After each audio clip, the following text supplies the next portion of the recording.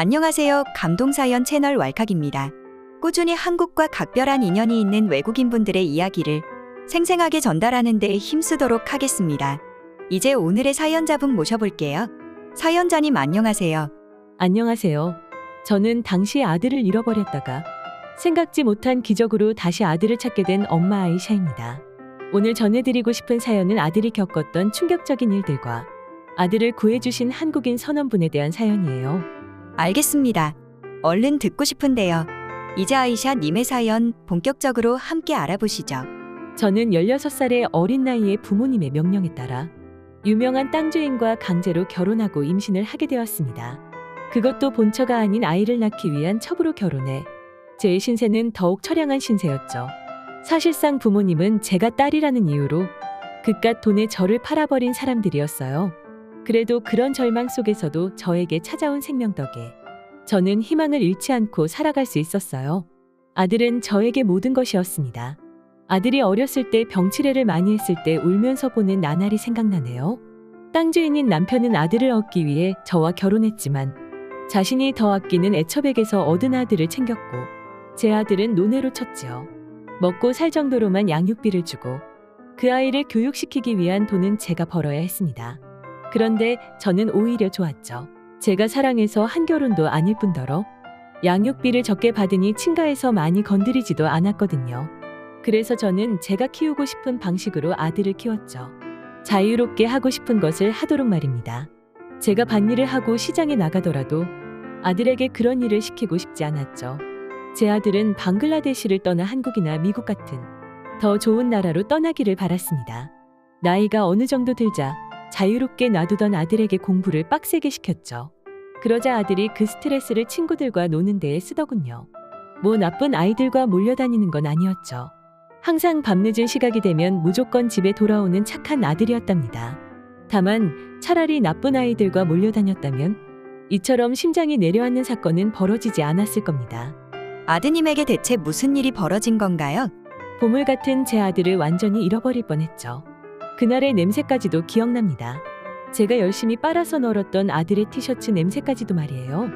그리고 그날은 날씨마저도 화창했죠. 화창한 날씨였기 때문에 12살 난 아들과 아들 친구들은 밖에서 숨바꼭질을 하며 놀았다고 해요. 저와 아들은 당시 방글라데시의 항구 도시였던 치타곰에서 컨테이너선 선착장 주변에서 살고 있었습니다. 아들은 숨바꼭질에서 꼭 이기고 싶어 근처 나라인 작은 컨테이너선에 올랐죠. 그 컨테이너선에는 아직 화물이 들어가지 않은 컨테이너가 있었나 봐요. 아들은 결국 그곳에 들어가고 말았어요. 그러다 갑자기 화물운송사 직원이 그 컨테이너의 뚜껑을 닫아버린 겁니다. 아들은 그것도 모르고 파란색 포대자루를 덮고 있었다고 하죠. 그러다 아들의 친구들은 그냥 아들이 집에 가버린 줄 알고 집에 가버렸고 저만 아들이 제때 돌아오지 않자 난리가 났어요. 원래 아들은 해가 떨어지기 전에 돌아오는데 남들 다 자는 새벽에도 돌아오지를 않았습니다. 도저히 저 스스로 견디지를 못해서 아들 친구들의 집을 하나하나 찾아가 아들이 어디로 갔는지 수소문을 했죠. 숨바꼭질 이후에 사라졌다는 건 알았지만 세상에 컨테이너선까지 가서 숨었는지는 그 당시에는 몰랐어요. 그렇게 저는 한순간에 아들을 지키지 못한 못난 엄마가 되고 말았습니다. 저는 일이 손에 잡히지 않았죠. 결국 저는 모든 것을 관두고 아들 찾는 것에 전념하기 시작했어요.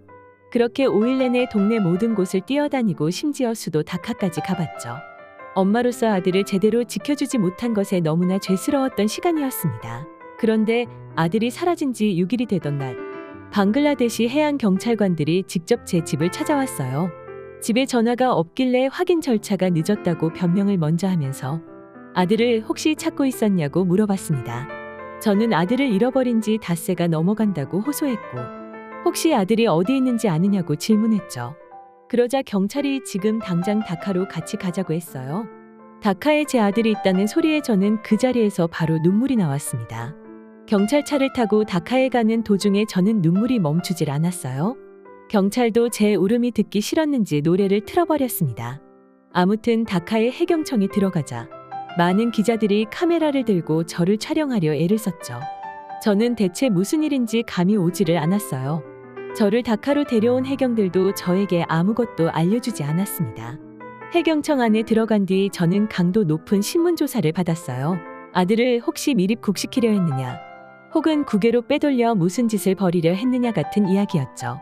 저는 무슨 일인지 그냥 빨리 아들을 보고 싶어서 저 멀리 항구 도시에서 찾아온 엄마일 뿐이라 했습니다.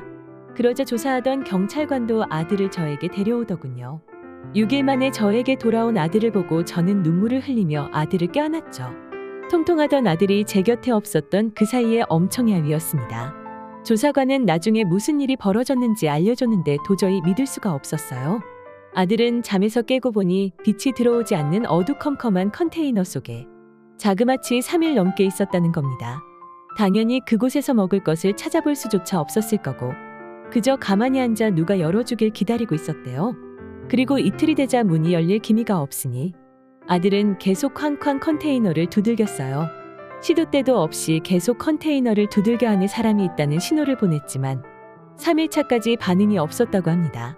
그러다 컨테이너가 둥실 떠오르는 느낌이 들더니 쾅 하고 내려놓는 게 느껴졌대요. 뭔가 잘못되어 가고 있다는 걸 느낀 아들은 마지막 힘을 짜내 컨테이너를 쾅쾅 두드렸다고 합니다. 그런데 정말 신께 감사하게도 컨테이너 화물을 검사하던 한국인 직원분이 지나가다 컨테이너를 규칙적으로 두드리는 소리를 들었나 봐요. 컨테이너는 일주일 후 한국으로 향하는 화물이어서 한국인 해운회사 직원분이 관리하게 되었던 거죠. 한국인 직원분은 안에 사람이 있다는 걸 확신하고 화물이 상할 것을 우려하기보다는 빨리 사람을 구출하는 걸 우선시했다고 해요. 컨테이너를 열고 나오니 구급차가 대기하고 있었고 아들은 갑자기 밝은 빛이 쏟아지니까 눈을 꼭 감으면서 정신이 아득해졌대요.